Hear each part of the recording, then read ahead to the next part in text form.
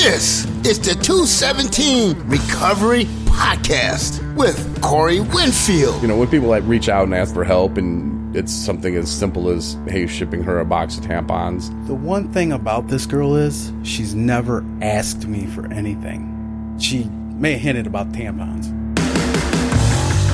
It is the 14th of June, 2022. My name is Corey Winfield, and this is the 217 Recovery Podcast. Welcome. Talk about my day in recovery and how that might affect you or your family. That's kind of where I'm going with it today. Marnie has the day off. But today I was invited to a special dinner, and I wanted to say thanks to Shane for that. And during the dinner, Shane decided to auction off some items. He bought like a tablet and some nice headphones, and it was cool. There was another item too. And for like $3, people could, donate. And he ended up, raising $300. And I thought that was great. And the more I thought about it, he spent his own money to buy these items to donate, to 217 Recovery, and it worked. And it worked very, very easily for him. So during dinner, I'm thinking how can we take that and give it back? And that way he doesn't have to spend his money on more items that can be auctioned off or raffled off, however you want to look at it. There's a website, and we tried to do it with a picture. It was an autographed picture of a Chicago Cub, Ian Happ, that we had. And it didn't really work out very well, but there is a website that for nonprofits, they do that stuff. And, I thought, man, I got to get Shane that info, and he can, put stuff online even. And that is a great way for us to raise money, and maybe that'll give Shane more purpose. I don't know, for him to have a hand in helping 217 Recovery and being a part of it and being a part of it that way. Shane's been on the podcast before as a guest, and I'll have him on again, I'm sure. But I think that he kind of showed me that he is the kind of guy that I could depend on to do the funding and to raise funds, as simple as that may sound, like raffling things off. For me, it's hard. I don't know how to do that. I don't know how to talk to people, especially about money. That's not my thing. But, to have more people like him involved, and there's a few other people that I want more involved too. And it's just like, maybe this is the right time for that. I don't know. It just kind of all hit me as, hand me the money. And I hope he didn't take it wrong when I handed it back and said, hey man, how about you take this 300 and then work on it from here?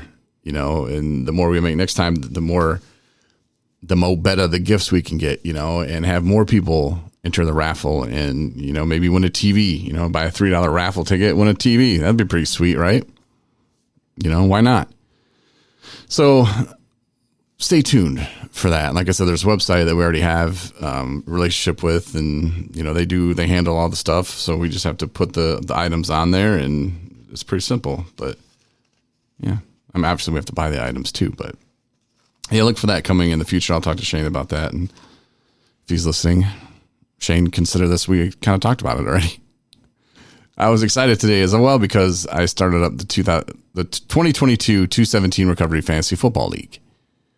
I'm so excited. And I think Marnie's response was, oh yeah, I got a whole bunch of fantasy stuff, because it sent it to the league, the people that are going to be in it this year. And there was 3 open slots, but now we only have 2, because my friend Dave, who it got down last year, we had an empty spot, and I sent 3 people or something. It was like, here you go, first one in, kind of gets it. And I talked to my friend Dave, and he was like, yeah, I want to be in, and he didn't. And then my other friend ended up jumping in, so it's kind of, well, sorry, buddy.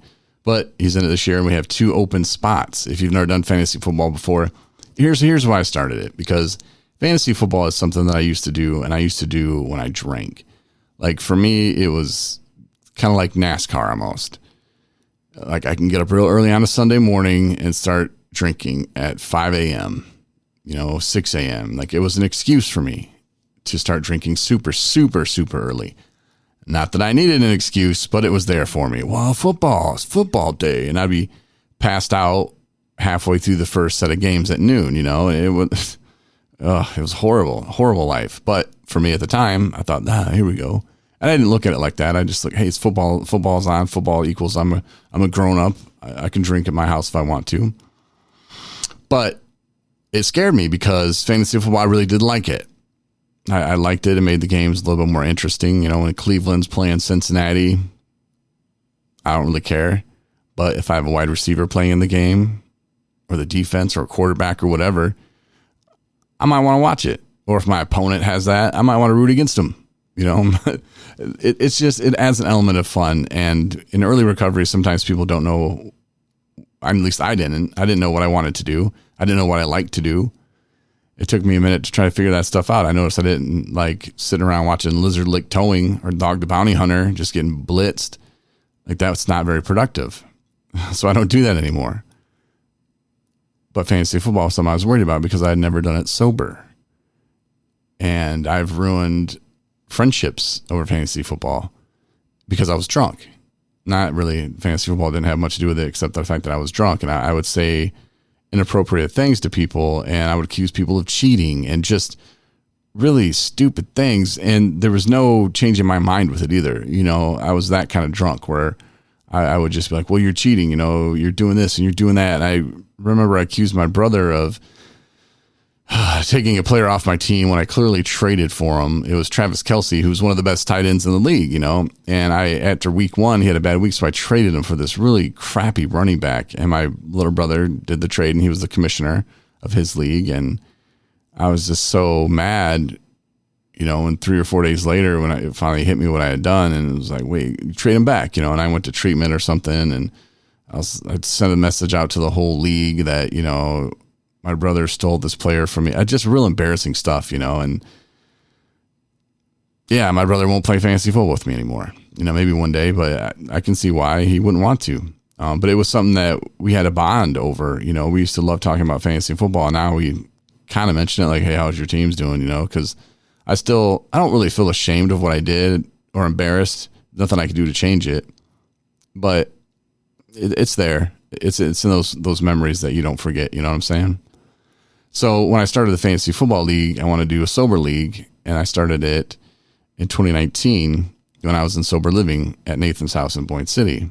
And the guys in the house joined it, and some people had never played before. Some people had. Some people just really love it now. My friend Brooks, we were in treatment together, and I don't know. He's just one of those that you just kind of keep in contact with. But during football season, it's like we talk a lot more. There's a lot more messages. He's donated to 217 Recovery. He's bought a sweatshirt from us before, and he's got a son, and he's been sober in and out. He's having a hard time. But sober fantasy football, if you can be in a league with a bunch of other sober people, or at least people that are attempting to be sober, it makes it a lot easier.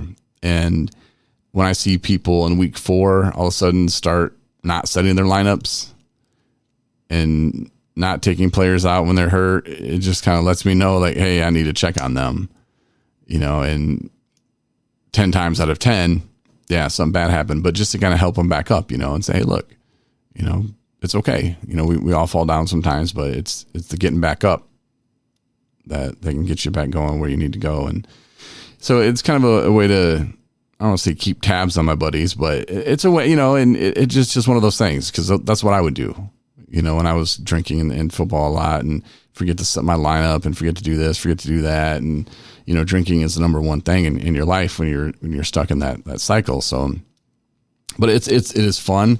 And I proved to myself that I can do it sober, and it is fun. And what's really weird about it is I don't really watch the games. And that was one thing that freaked Marnie out, because she's like, wait a minute. So you play fantasy football, but you don't watch the games? It's like, well, first of all, we live in Michigan. So that means we get an AFC game and the Lions game.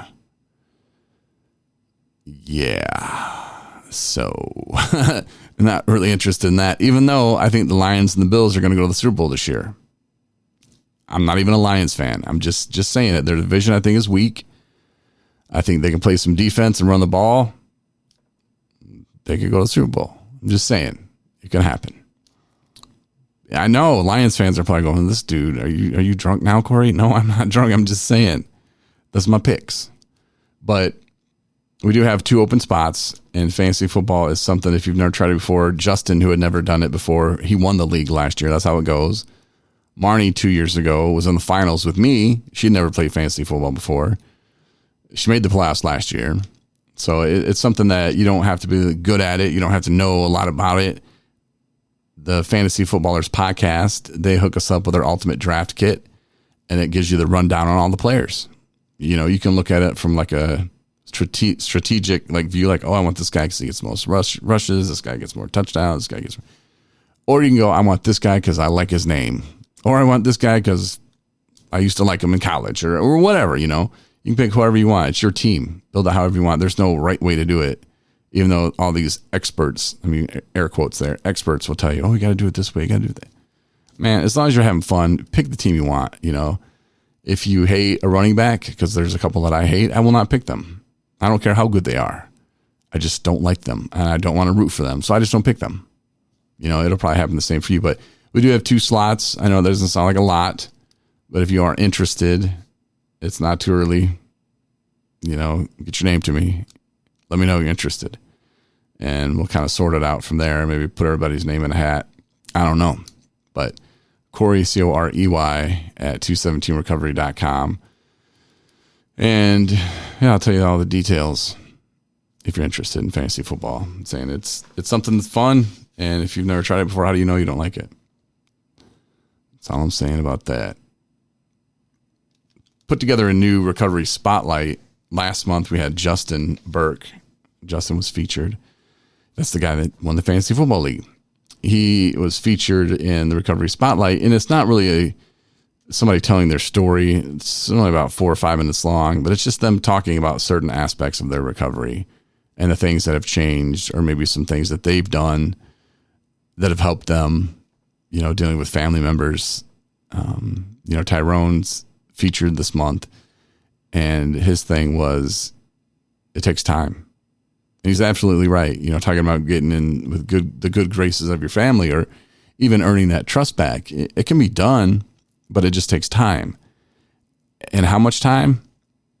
I don't know. You know, it depends on a lot of different factors, I'm sure. It depends on your relationship and how ruined it is, you know, but you can get those relationships with family and friends back. It just takes time. And you can't expect, like, if you screw over a buddy of yours, you know, or your mom or sister or brother, whatever, if you screw somebody over, you can't expect them to just go, oh, well, it's because of you. Yeah. Okay. Yeah. I'll let that one slide. No, a lot of people do. A lot of people will expect that. Oh, well, you don't trust me. No, I don't. that's simple, you know, and it's hard for a lot of people to realize that when they get that back. No, and sometimes they don't get it back. Sometimes, you know, people are like, oh, no, I trust you. It's just, you know, that. And don't put those people in that situation. No, they don't trust you, and they shouldn't. You have to earn it back.